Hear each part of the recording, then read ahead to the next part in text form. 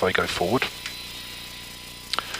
You can now turn your air conditioning packs back to auto, so it's one click down.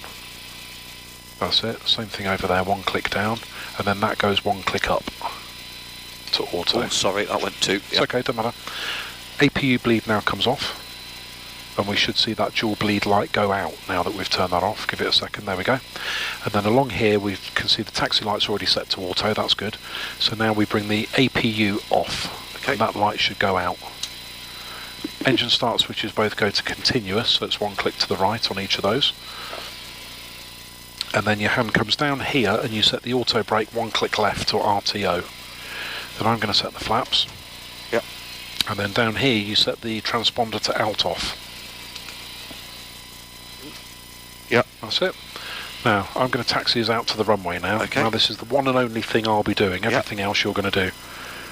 And it will become clear to you in a minute why I'm doing it.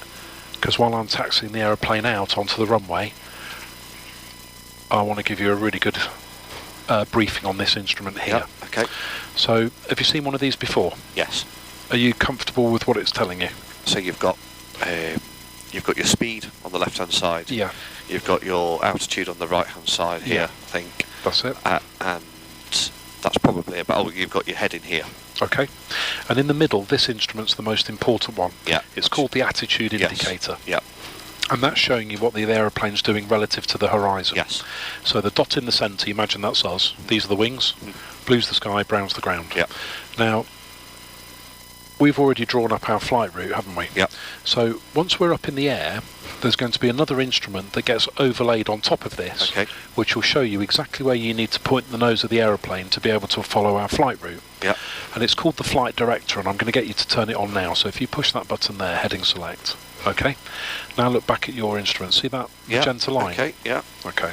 So that means we know that you're not colourblind, because some people that are colourblind can't see that.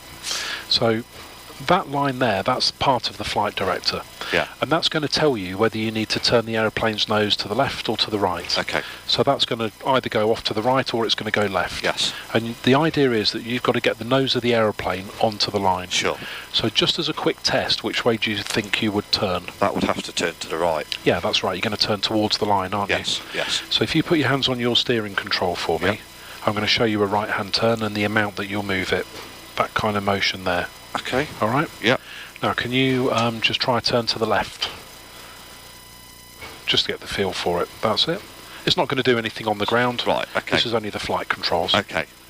Okay, that's perfect. And then bring it back to the middle. In fact, you can see now it's gone off to the left. Look. Yeah. All right? So the idea is, whichever way that line is, left or right, you're going to turn towards it. Yeah. Once we're up in the air, there's going to be another line just to complicate matters, and it's a horizontal one. It's going to move up and down. Yes. And that tells us whether we've got to climb or descend. Yeah. So if the horizontal line goes up, we've got to climb. You'll pull the controls back to climb. Sure. And then if it goes down, you're going to push forward. So that's like the range of movement that you're going to be going through on your flight controls. Okay. All right? Yeah. So are you a gamer? Yeah, I am. Yeah, I've not had a console for a while, but yeah. Well, that's good, because that will probably help you. So really what you're going to end up with is a pink cross, and you've got to try and keep the nose on the centre of the pink cross. Yeah, okay. All right. So, with all that said, if you're ready to go, we're just coming up to the holding point now for the runway. Yeah. We can run through our runway entry procedure, so you can do this. You turn your landing lights on. That's it. The position light goes to strobe and steady. That's it. Auto throttle, push it up and just hold it until it turns green. And then down here, turn your transponder to TARA. Yep. That's it, so that's the runway entry procedure complete. We're just going to go out onto the main runway now. And then we'll be ready to take off.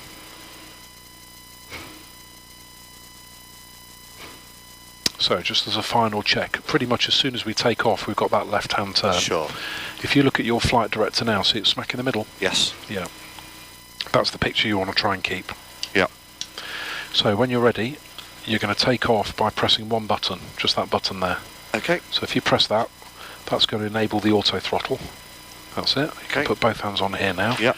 I'll keep the aeroplane steady on the centre line for you. Okay. And the aircraft's now going to start accelerating up to 146 knots.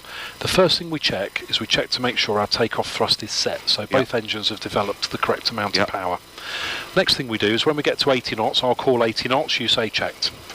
80 knots, checked. Now we check our thrust again, make sure the engines are still holding, so everything's good. Yep. We're about to hit V1, which is our point to no return. Yep. Now we're committed, and now rotate, so start pulling back towards you now. That's it. And then let your eye come down here, Stuart, and try and get the nose on the centre of that cross. Just see how you get on with that. So when you get to the line, you can start pushing forward now, otherwise it will keep going up. That's it. Now we've got a positive rate of climb, so we bring the landing gear up, and see how the line's already starting to move left. So you can move a little bit left, and then push the nose forward. So we bring it down onto the line. Yeah. That's it. Got to be more firm with it than what I anticipated. Listen, it's going to take you a few minutes to get the feel for it. So I'm just going to go quiet now and just let you work all that out, because I can see you've actually picked it up really quick already. So that's really good. Now we're coming up to our first turn now, so the line's going to really go left. Really go left, yeah. There it goes, look. And it's just getting you to turn around.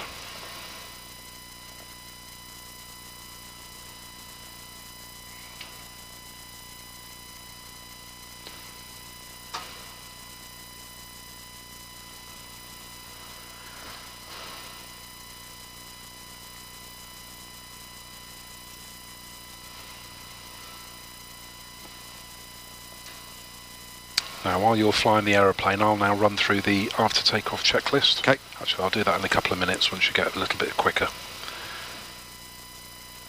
I was preempted that a bit too quick there. Okay, we're going to bring our flaps now. See where the little green one is? Yeah. So I've now brought the flaps up to setting 1. And then when it says up, you can tell me flap up. And then I'll bring the flaps up for you.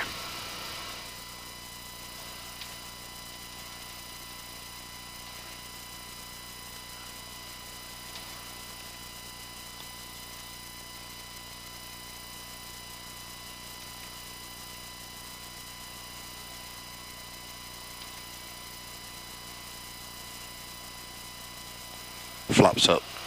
Speed check, flap up.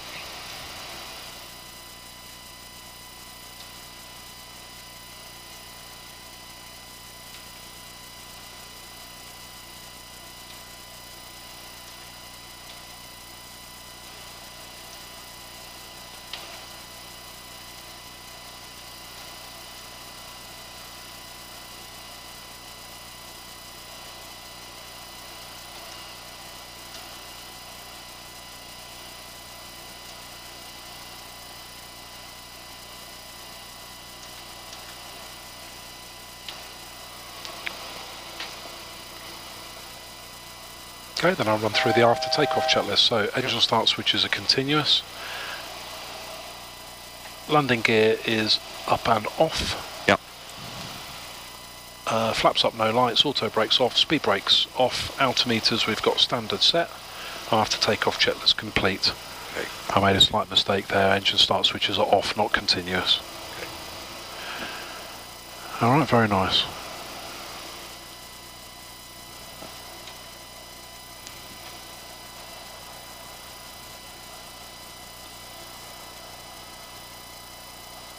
Now you're doing a really nice job of flying that. Cheers. I can give you a little bit of feedback straight away if you'd like me to. Yeah. Which is that, having said that, you did 18 hours PPL, didn't you? So I was about to say to you, you've got a really good natural aptitude to fly, but you already can fly. You've already done it, haven't you? To be honest, it's easier than flying VFR, just following this crosshair on the flight display, the flight director. It's interesting you say that, because most people actually find it a lot more difficult. So the fact that you're on it, that really shows that you've got a good aptitude to fly, because instrument flying, I mean, as you all know, you don't do any on the PPL. No. You don't really start your instrument flying until you've probably got 70, 80, 90 hours under your belt and you've already got the PPL. Yeah. So for you to come in and fly on instruments like it's on rails, you're doing really, really well. Thank you. Okay, so let's just put it on autopilot now. So if you let go of your controls and push that button there, Command B.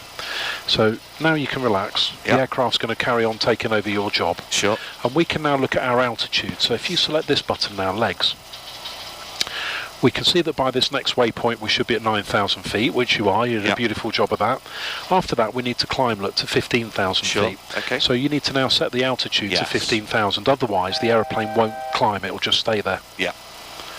So what you've just done there is you've just changed the parameters that the autopilot can work within. So what we should see now is when we hit that waypoint, we should see the power go on. Start to increase. And the aeroplane will try and climb up to 15,000 feet before it gets to this point. Yes. Now let's wait and see what kind of a job it does of that. Gives you a chance to relax and have a look around for a minute as well. So where do you think we would be outside of now? We are a little bit north of here, aren't we? So we're probably not far from Leicester. Yeah. In fact, there is Leicester on the left-hand side. I can see it.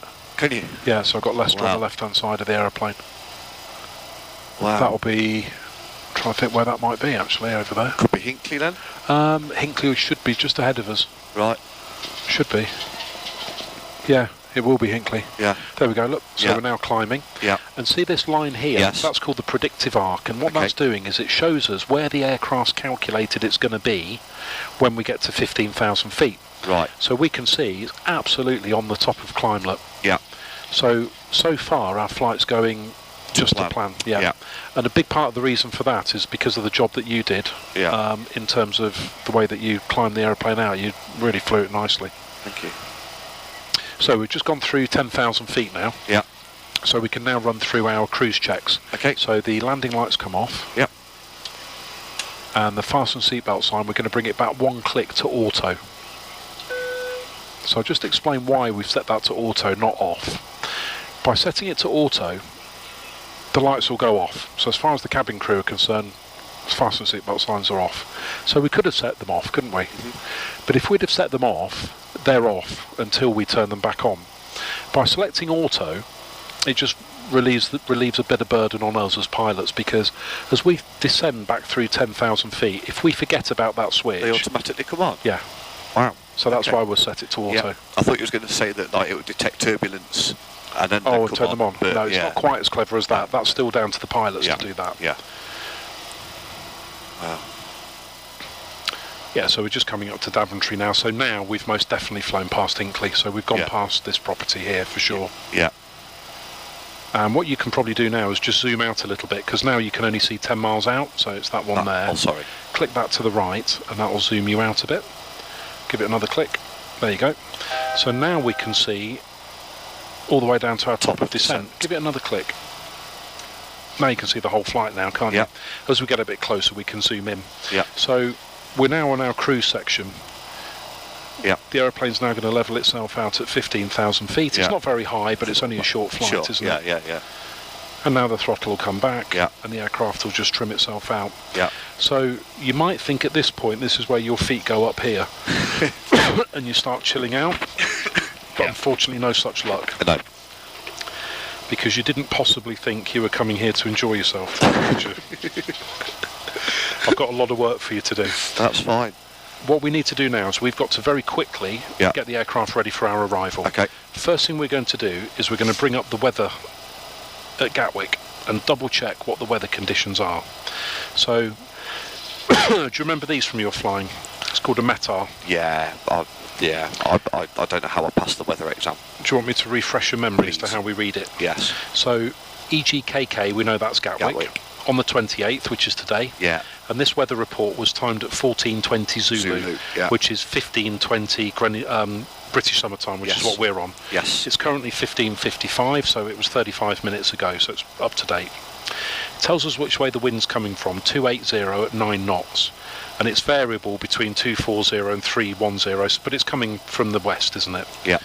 Now that's important because we're planning to land on the westerly runway, so we can use that to sense check. We know we're landing on the correct runway. Sure. We'll be landing into the wind. 9999 tells us that we've got better than 10 kilometres visibility, so good visibility. Yeah. And we've got few clouds at 2,800 feet. Okay.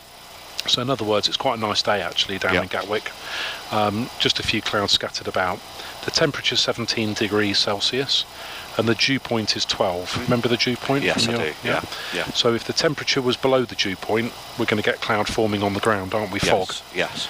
That tells us we've got no fog. Yeah. And the QNH is 1012. Yeah. So using this dial here, Yeah. you're going to want to set your QNH there to 1012. 1012. That's it.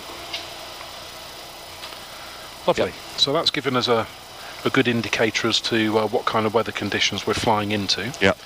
The next thing we do, you'll remember this from your flying before, keeping ahead of the aeroplane, thinking ahead of the aeroplane. Yeah. Even more so important in a jet because we're flying that much quicker. So even though we've still got another 60 miles or so until our top of descent, we're going to run through our before descent checklist now. Yeah. So if I give you that, Thank you. and if you read out here, and then I'll go through. So if you read these out, I'll go through what we do. Sure. Pressurization. Right. So the first thing we're going to do is, remember when you were flying before? Yeah. You're coming into land. Yeah. You remember you set QFE? Yes. Which sets the altimeter, so the runway, so it reads 0 when you land. Yes. It's different in an airliner. We always fly on QNH on an airliner, always relative to sea level. So what we need to do is we need to tell the aircraft what the landing altitude's going to be. In other words, how high above sea level Gatwick Airport is. Yeah. So I'm bringing up the approach chart here for Gatwick Airport. And we can see here that the airport elevation is 203 feet above sea level. Yeah. So we're going to round that up to the nearest 50 feet. So we'll set 250. Yeah, okay. So if you set 250 feet there, there's one in the back. There's a really nice, beautiful, comfy new cushion. Yeah. No, use that. It's lovely. It's really comfy for people. I do. Okay, so we've set 250 there. That's my colleague Nick, who's in our other simulator. Are you still here? He's just coming to annoy us. That's what it is. Okay. So we've set that. Yeah. What's the next one? Recall. Right, so recall is making sure our warning lights are working. So if I do my side, then you can do yours. So I push this button here, I check all the lights are on, they're all on your side. When I let go, they will go off. Yeah. So if you try yours Which now. one was you pressing? So it's that one there. Oh, that one. All the lights go on. Yeah. And then they go off.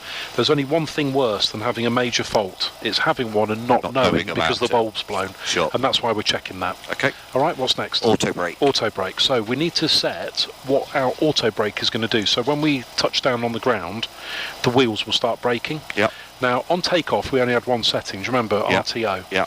On landing, it's a bit more complex. You can set it 1, 2, 3 or maximum braking. Now, depending on the airline, some airlines will dictate to their pilots, just set 3. Always set 3. But Boeing give us a slightly more elaborate process to use.